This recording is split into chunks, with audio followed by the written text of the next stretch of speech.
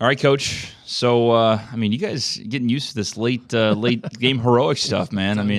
I'm sure it's exciting, but God, I kind of mentioned it on Saturday. The heart rate's got to be through the roof. Yeah, I've been asked that a lot since both weeks. People just say, "What's it like down there? What you must be just having your just heart rate." It's funny when you're in that moment, you're just kind of on to the next play, and you're kind of.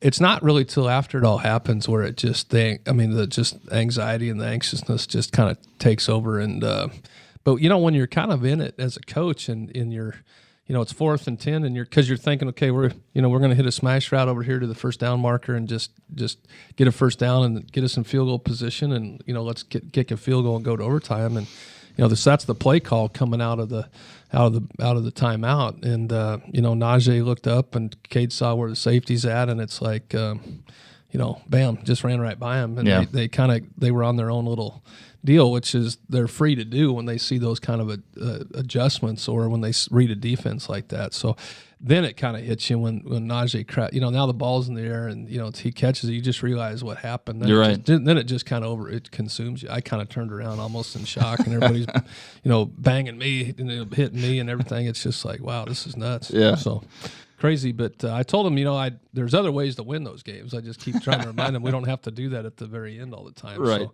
but we'll take them any way we can get them. Yeah, and you mentioned, too, on that play, so obviously everybody that didn't get a chance to watch the game, Najee Jackson, 4th and 10, Brister, another awesome touchdown pass, found him, as you mentioned, too. And even though the DB fell down, I think Najee still had 2-3 steps on him, so it was a perfect pass would have beat him. But you mentioned the safety on a 4th and 10. Yeah. You guys had to pass in that situation.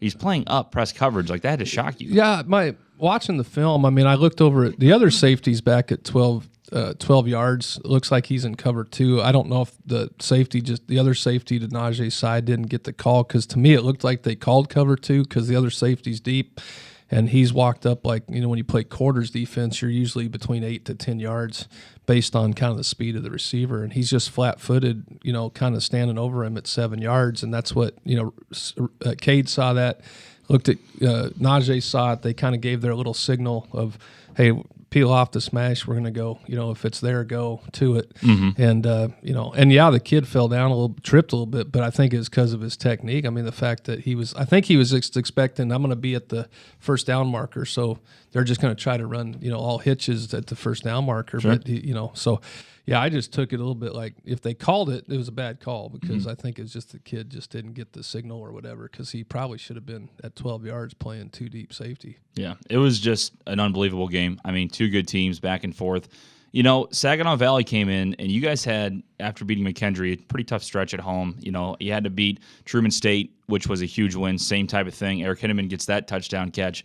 Now Najee against Saginaw Valley.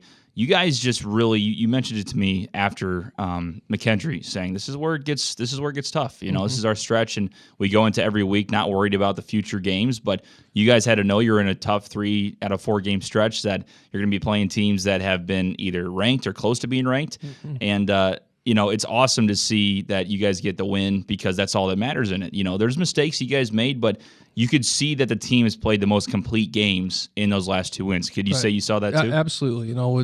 You've heard in all these podcasts from early in the season, we've been really preaching playing 4 quarters, playing as just the best you can for 4 quarters, give all the effort you can. And through that game, occasionally, you could see our offense, getting a little frustrated when they come to the sideline, and, just going back there and talking to them a couple times, they pick back up a little bit, because I think they want to score. I think that's just the way things are. Defenses want to have shutouts, and offense wants to score every time they have their hands on the ball, and that's you like that mentality. But when you're playing, this is one of the better defenses we've seen all year. These guys were very good. I was worried about it all week when I just saw how solid they were defensively. They covered our checkdowns. They were all over everything. They were a little susceptible to the deep ball just because of how tight coverage they were playing. But man, their front 4 is really, really good. We knew that it's going to be tough to run the ball against us. A lot of teams have struggled. But just reminding them, this is playoff football here. This is a playoff caliber team. Yeah. We think that way. Hey, our mindset is we're going to be a team that this program is going to be a playoff type team. And when we get in those games, this is the way it's going to be. It's going to be a grind. So you got to keep grinding, stay patient. Don't get discouraged when we have to punt. Let's just kind of stay the course. And they're buying into that. You could kind of see that on that last drive. There was a very sense of calm. Nobody was really panicked. It was just the mindset was like, hey, let's, as a coach, you're just saying, hey, guys, we got to get to the 30-yard line is basically Brett's at the end of his distance for Brett Garner, kicker. So the mindset was, hey, let's fair catch it, make sure we take the ball at the 25-yard line, and say this is the yardage we got to get to in 55 seconds. We got timeouts, and everybody was calm and bam, bam, bam, and so it's cool to see. But yeah, this stretch has been tough. But like I said, when we had these open games, it was a little bit of a decision we made as a staff to say, we're not going to just fill our team schedule up with teams that are struggling, by their records. We got to put good teams on because we got to beat those teams. If we're going to be a playoff team and do that, we got to have that mindset. And so, and they, where we're sitting now, we stubbed our toe a couple times early in the year, but with how they're playing now and stuff that's happening right, all their dreams are still intact, really. For sure. There's a lot of foreseeable things that can happen if we just take care of business week at a time. Well, you look at every single game, even the losses. You guys get the first non-conference win of the season in the last non-conference game, close all the way to the end against good teams. And then you mentioned, it's tough, but Davenport and Midwestern State, those games are winnable. Those are close games. So you flip it, and you guys could right now, have a 6-1 record. You don't want to talk about those losses, but it shows other people when you guys win 2 straight like this at home against great competition that, we told you this before. You wouldn't listen to us, but we are a good team. That's why we've been in these close games, and we can finish it out, and that's why you guys are where you're at now. Well, and we've always said, there's 2 things you can do with losses. You can dwell on them or you can learn from them. And, it's hard not to dwell on them because you have the what ifs, and even as a coach, it's like, why, man, we could be here. But, we've learned from those. I think that's the one thing we've taken in from our losses. And with Davenport, it was a valuable lesson to learn that just because you have a lead doesn't mean they're going to go away. Right. So we've learned, hey, it's made us in practice, as coaches, say, hey, we got to emphasize 4 quarters of football. That's why we do a lot of situations in practice of hey, start fast in the second half and we compete against each other a lot in those situations, and to kind of see it transfer over. And now the last few weeks here, we've been playing. Our effort for 4 quarters has been there. Mm-hmm. We've had a couple bad quarters as far as points or giving up points, but if you keep giving the effort, they've balanced that out with a good 4th quarter or something. So they've bought into that. I'm real proud of them because it's just all we've asked for is great effort for 4 quarters.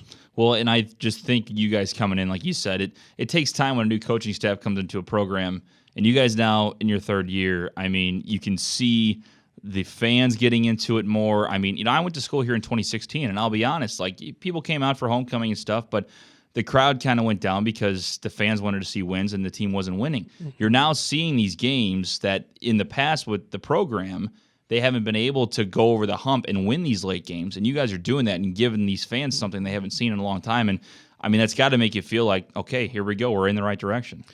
Yeah, it's fun to turn around and see the crowd there. We've had good crowd support, sticking with us till the end. You can hear the energy. We're working on. Can't wait to get a video board in that stadium to say, hey, on 3rd down, everybody on your feet, scream loud. Our sideline's been helping because sometimes we want to hear that loud noise on 3rd down. When we're on defense, and now to see that our kids are doing. You turn around, the fans are standing up, getting loud. They're learning. It's fun to see. We're real proud of our fans, and we want to be a good product for them to come and watch and have them proud of our guys, and it means a lot to our players. And I'm grateful for the support we've had. You guys got 4 games left. It's crazy how fast the season goes. I gotta say, it's probably the same way, maybe even more as a coach. I remember your guys' first practice in August, coming back for fall camp, and here we are in week 8. It flies by in the blink of an eye. It's amazing. We say that in our staff meetings. We're going into week 8, basically. It's absolutely nuts. But and now 21 or 22 years of this, it just seems like yesterday when I was just a GA just starting out this thing and coaching, and how fast that's gone. So yeah, forget about the year. I guess the career in general. I mean, it goes quick. It's amazing. I mean, you just don't. You always hear that when you're young. Hey, time flies. And just wait. And then you're here, and you kind of now I'm saying the same thing to my guys. Right. But part of that, I'm kind of at a point where these guys, I'm telling them things like that. We speak a lot to that in our team meetings and stuff about, having people come in and talk about, former players and alumni, say, hey, how fast this went. Cherish every moment you got. For sure. You're not going to get a lot of these things back, and you don't know. We saw like with A-Rod, first play of the game goes down with an ankle, probably done for the year. And you like he says, man, it's just it happens that fast. So our next plays are not guaranteed. So cherish everything. Cherish every practice, even though sometimes it's hard to go out there in week 8 and keep practicing the same old routine. But I can tell they're buying into that because, like I said, we've had a really good practice again yesterday. I think they're seeing that, hey, when we put forth the effort in practice, it's transferring over to games. This team's very coachable. I love that about them. They care and but all those like lessons, how fast the season goes. It's it's a life lesson to say, man, it's how fast things go. Cherish every moment you have. Well, you said it too before. It's the same thing with life, where you say you got to have fun. You're playing this game for a reason. Like we go to business, we go to work, and we go to battle, but at the end of the day, you're playing this because you enjoy the sport. And that's something that I think a lot of coaching staffs, especially when you get up from the high school to college level, and I mean maybe even pros, when you forget that it is fun. You're doing this for well, enjoyment. It's the last thing I said. One of our coaches of another sport here, just this last week, or the other day, just was like, people want to know, like, what are you guys saying in that huddle? I mean, you got 55 seconds, and we basically say, we give them the play call. We run out there, and they know the time. We know what they got to do. But the last thing I said to them going out there is like, man, this is college football. Go have fun, man. Yeah. Enjoy this moment, and it's, I said, that's what I said, just because it is a game. We're these guys are elite. A lot of kids don't get the opportunity to go play college football. So that was the last words I said to him was go have fun. That's what it's all about. Coach, you guys got Quincy University this week. A team on the road, a conference game. You guys now finish out the season with 4 conference games. Again, cliche question, what do you see from them early? Well, I look at how a team's playing in the moment. I mean, they're coming off of a really good win against Southwest. The offense had a really big day. I mean, the quarterback was conference player of the week. So they had a lot of offensive production. That's always going to bring confidence to an offense.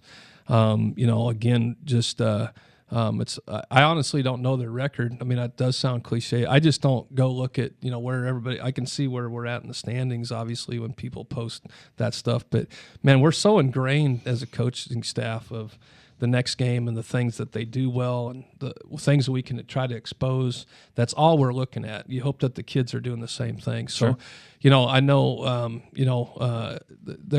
anytime you got to go on the road, you're playing at their place. It's, we're traveling on game day, all those things because it's fairly close. It's a routine. It's a change in a routine a little bit. So that always just, so we just spoke to that in our team meeting on Monday and just said, hey, this is what this week's like. This is what the day of the game. We're going to travel the day of the game. So be ready for all that. Get that all out. We don't need any. And then when we spot the ball, let's go play football. So, these always, especially coming off of this first time we've had a 3-game win streak, probably – some people have said since 2012 or whatever, so there's some new going on. Sure. We've talked about confidence and momentum for the last few weeks about we got to just keep gaining confidence. And I could tell by yesterday's practice, I think, I think they buy into that because sometimes in games where kids might look at schedules or they might not a team's record or they might judge for themselves, are they good, are they not good, right, can usually be kind of sniffed out at practice. If guys aren't focused, but man, they were pretty focused. I think they like this feeling and what's going on. I think they really want to be in a position to be a conference champion. So I think they're pretty serious about taking every game serious, no matter who's in their way. And I think I said a few weeks in the podcast, I think, one of our players said his high school coach, who is Mick Holmes, a good friend of mine, we still remind him of that every practice has to be as if you're playing the number one team in the country. Sure. If you have that mindset, then it doesn't matter who you're playing. If you're practicing as if you're playing the best team in the country every week, then you're going to have good practices, and it's going to take care of itself. And so we remind them of that every day. Yeah, we talked about that, the challenge of coming off a big win and now 3 straight wins. And also, I'll ask the question because I'm the reporter, and I have to speak for the audience too. I'm sure a lot of people are talking about the UND game, obviously, top 10 team coming home in 2 weeks, as you guys have mentioned, which is the right answer, and I know you guys mean it. You're focused on week by week. We're not worried about Indy until Indy's week. So, how, I guess, like you said, with the day trip, kind of getting out of the norm, having to go against Quincy, a team that has struggled a little bit, here and there, coming off 3-game win streak, and then knowing UND's in 2 weeks, how do you keep the players' minds off it? Well, number one, we don't talk about it. We don't even have a schedule posted anywhere in our offices. But yes, they're kids. They're it's kind of kids in a candy store. Like, man, I can't wait to get the cash registered so we can buy this and eat it. So, right. A little visual I put up a week ago.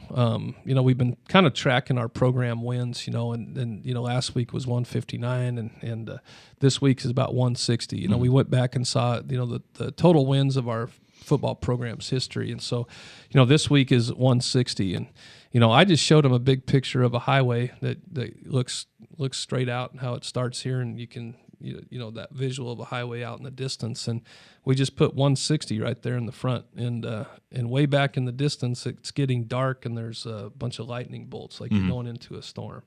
And I just asked them, I started asking guys the question of, what do you think this means? And, they're saying, hey, there's trouble ahead or there's this. And I'm like, well, yeah, they were all good answers. But I said, the only trouble is if you look ahead. If you look past this 160, there's a big lightning bolt right there and it's going to zap you. Right. But right now it's all about this big 160 in front, trying to just keep that in front of them. So, I didn't even use the words Indy or anything else because, they always call these trap games and stuff. And yes, through my career, we've sweated out games in my career where it's like, geez, man, we got out of that one. We should have just killed them, all these things. Right. Not that I'm saying that about Quincy. I'm saying in my past. It's just, you have, as a coach, you're hoping they get past it. But I think, again, us not talking about it, here's the other thing that fans do a lot because they're not daily in the film. They're not daily into the game plan. So when we have meetings with our kids and they're watching film, it's just always on the team you're playing. So, if there's that talk and everything, it's kind of when they're on their own time. But through the week, you're just so enriched in watching Quincy film and the game plan, and everything's on Quincy.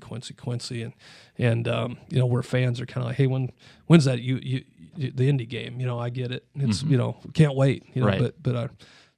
But it still keeps you up at night. Yeah. Oh, I'm sure. As a coaching staff, because you not only, have to worry about, players in the locker room sometimes if they're not focused, or now with social media in the world, everybody talking about it and hyping it up on Twitter, it's tough to keep them out of that world. But as you said, you have to find a way to focus on the task at hand, the game itself. And I think we've seen over the years in the program, especially now you guys in year 3, that this team, like you talked about the first time you were here, is you want players that are going to buy into what you guys want. Right. And that's what they're doing. They're focusing on the task at hand, and they're getting the job done. Well, you've probably, because you travel with us a lot and stuff, but, you're probably sick of hearing as much as we do, but we say CTC all the time. Yeah. And, when we hammer control the controllables is so much that they get sick of hearing it. But it's cool when you hear the team holler out to guys if there's a penalty and we get called for a call and the DB doesn't like it or the O-lineman doesn't like it. You'll hear kids on the sideline just holler out, "Hey, CTC, man!" It's like, it's cool. It's like, oh yeah, you're right. Move on to the next play. I can't control that call. I can't control if I didn't agree. Right. It's control what's in the moment right now. So that's what you try to drill this whole week and I just seen too. I told the players, when you see a offense, I watched a lot of the offense on Sunday first, and I kind of go watch their defense, but because I was a defensive guy, so I watch the offense we're going to face, and I just reminded them. I said, you can't. it doesn't matter who you play. I mean, you can't do that. Well, they played this team or that time. I mean, they had a lot of production last week. They do a lot. They have a good operation offensively, and they got a quarterback that's very confident right now that they got a good passing game, and you can't not respect that. You got to respect your opponent all the time. Not fear anybody. But right. So I think they believe in that. Yeah, they have 4 guys too that have scored touchdowns rushing wise. I mean, They got a lot of weapons on offense. The one thing on paper that has shown their weakness has been their defense. I mean, they've given up about 500 yards per game, which means obviously a lot of opportunities for all the weapons that Lindenwood has. However, like you said, though, it's about the offense coming back on the other side. I think the key is for the defense to stop what you're talking about is all the weapons that they do have on offense, and showed it last week in Southwest Baptist and have showed it a couple different games in the beginning of the year. So I guess on both sides of the ball, what are some things you want to do on offense to kind of continue to move the ball the way you have the last couple of weeks? And on defense, how do you want to stop their offense? I think we started off a little bit in the season, just trying to fill out where our offense is and knowing that there's things that we still got to get better on. We started to kind of, and Dusty talked a lot about this early, is like, hey, what do they do? And so what can we do against them? It was really kind of after that, kind of the William Jewell game, and we just didn't feel like a good feeling leaving that game, and the offense was just feeling a little bit. And I just remember Dusty saying, I reminded him, I said, we have to attack, make people adjust to us. Let's go do what we do.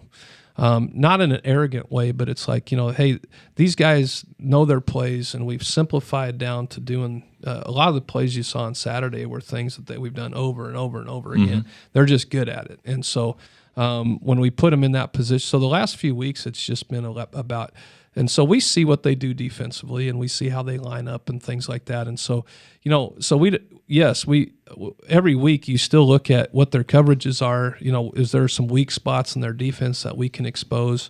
Yes, and then you call those plays to try to get them in those defensive alignments and try. That's the chess game of football.